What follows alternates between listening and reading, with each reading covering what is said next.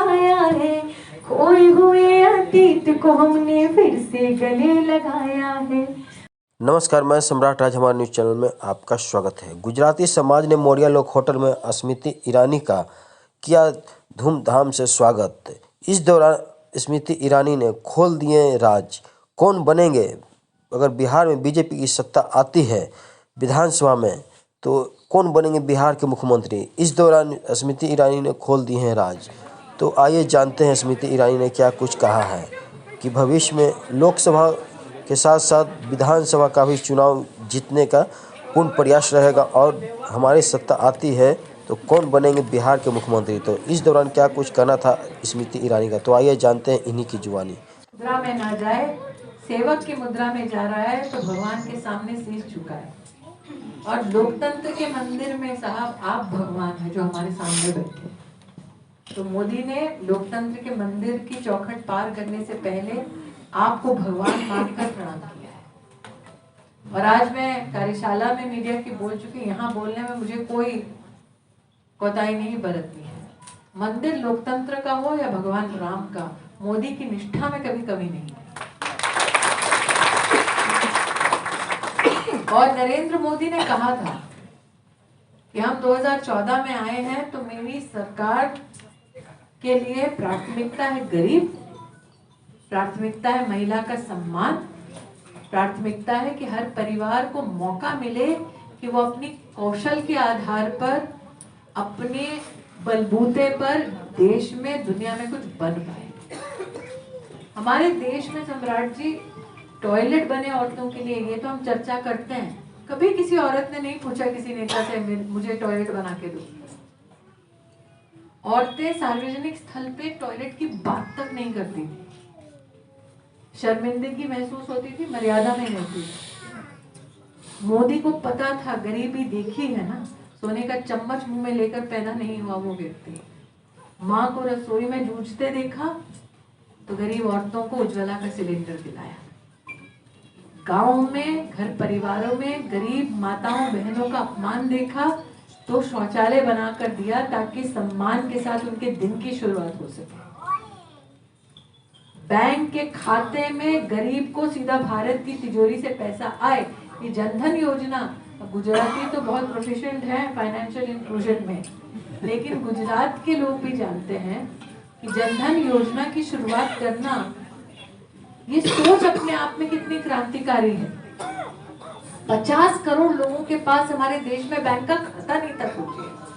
और आप जानते हैं, आपने मोदी को एक वोट दिया, 50 करोड़ लोगों का बैंक का खाता खुला और भारत की तिजोरी से गरीब को जो सब्सिडी जानती है, 28 लाख करोड़ रुपया सीधा बैंक के खाते में गया गरीब। ये ब्यौरा हम दे सकते हैं आज जनता को। मैं चुनौती देती हूँ, कांग्रेस का, आरजेडी का कोई नेता उसमें दम हो तो आकर कोई आंकड़ा बता दे जिसमें गरीब के खाते में उन्होंने पैसा डाला हो सीधा। ये व्यवस्था मोदी ने करके दिखाई है देश में। और इस देश में जब ये व्यवस्था नरेंद्र भाई ने की तो उन्हें कहा है कि फर्जीवाड़ को पकड़ना है। आप जानते हैं 10 करोड़ फर्जी लाभार्थी थे कांग्रेस के शासन। उन फर्जी लाभार्थियों को हटाकर 2.5 लाख करोड़ रुपया मोदी ने बचाया। इसलिए आज मोदी को हराने के लिए एक नहीं, दो नहीं, सारी विपक्ष की पार्टियां एकजुट हो जाती है। और जिसने महाभारत पढ़ी है, जिसने गीता पढ़ी हो, जानते हैं कि सत्य अगर अकेला भी हो तो परास्त नहीं होता, चाहे कौरवों की कितनी भी बड़ी सेना। इसलिए आज जैसे कि रमेश भाई ने कहा, सरदार पटेल का भवन क्या साहब, उन्होंने तो स्टैच्यू ऑफ यूनिटी बना दी पूरी की पूरी। गुजरात में ना, यहाँ पे क्या होगा? देश में तो है, देश में, लेकिन पटना में करने के लिए मोदी की सरकार बिहार में भी बनाओ, भाजपा का कमल खिलाओ, ये बोलने हैं। लेकिन साथ ही साथ ये भी कहना जरूरी है, देश भर में आज कांग्रेस पार्टी ने खुद स्वीकार किया है, जो चर्चा कर रहे हैं, थोड़ा सा मुझे 2 मिनट का समय देंगे वरना फोन कॉल यहाँ पे पूरी मीडिया रिकॉर्ड कर लेगी भैया आपकी। भाभी को डांट रहे हैं, भाभी से डांट खा रहे हैं, पता चल जाएगा। आपसे मेरा एक ही आग्रह है आज विपक्ष ने स्वयं स्वीकार किया है कि मोदी को अकेले हराना मुमकिन नहीं। सारा विपक्ष एकजुट हो गया है। जो नागरिक देश का विकास चाहते हैं निरंतर, अब उनके एकजुट होने की बारी आई है। वो सत्ता की रेस में है, मोदी सेवा की रेस में है। और इसीलिए आज मैं आप सबका आभार व्यक्त करती हूँ कि मुझे और अध्यक्ष जी को आपने समय दिया। बंगाली हो, गुजराती हो, पंजाबी हो, हम सब चाहते हैं, यहाँ जो बच्चा बोल रहा है, हम आज से 25 साल बाद नहीं रहेंगे, क्या पता कहाँ हो कौन।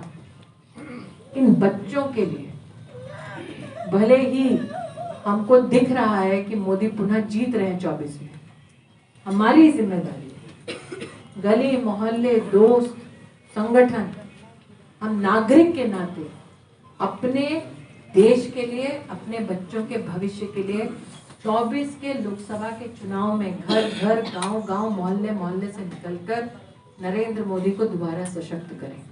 मैं बस यही प्रार्थना आज आपके मध्य में पुनः कहती हूँ। भारत सरकार की मंत्री आदरणीय श्रीमती स्मृति ईरानी जी, भारत सरकार, भारतीय जनता पार्टी के सब मीडिया प्रभारी संजय मयूर जी, मीडिया प्रभारी दानिश जी, पैनलिस्ट नीरज जी, और यहाँ पूरा गुजराती समाज, बंगाली समाज और पंजाबी समाज और बिहारी समाज, अब तो हम लोग आपको बिहारी ही समझते हैं। आज इस स्नेह मिलन समारोह में सबका मैं स्वागत भी करता हूं और धन्यवाद भी देता हूं स्मृति ईरानी जी को कि आप आई और सब लोगों से मिली। एकदम ये संकल्पित पार्टी है। भारतीय जनता पार्टी अपने कमिटमेंट को याद रखती, जो 1950 में जिन चीजों का की स्थापना डॉक्टर श्यामा प्रसाद मुखर्जी जी ने किया, वो 70 वर्ष जरूर लगे, लेकिन हम बदले नहीं। इसलिए आज जिन चीजों पर स्मृति ईरानी जी ने अपनी बात रखी है, सरदार पटेल में लवकुश समाज इसको मानते हैं। लवकुश समाज भगवान प्रभु श्री राम के दोनों पुत्र माने जाते हैं और यहाँ पर हम लोगों ने इसको जोड़कर रखा है लवकुश समाज के तौर पर। इसलिए आज गुजराती समाज और बंगाली समाज और पंजाबी समाज बिहार को समृद्ध करने में आप लोग यहाँ हैं, इसके लिए हम विशेष तौर पर धन्यवाद भी देते हैं।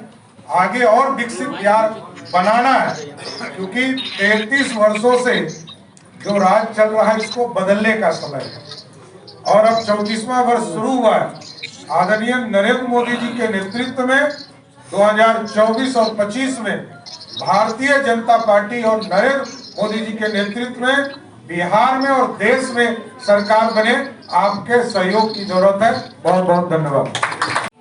मंदिर बना दिया मोदी ने, अंतर मन सिखाया है, खोए हुए अतीत को हमने फिर से गले लगाया है। मंदिर बना दिया मोदी ने, अंतर मन मुस्काया है, खोए हुए अतीत को हमने फिर से गले लगाया है। प्रभु का हंसता चेहरा अपने सन्मुख ध्याएंगे, प्रभु का हंसता चेहरा अपने सन्मुख ध्याएंगे। बुलावा सबका आया है, वहाँ पे हम भी जाएंगे।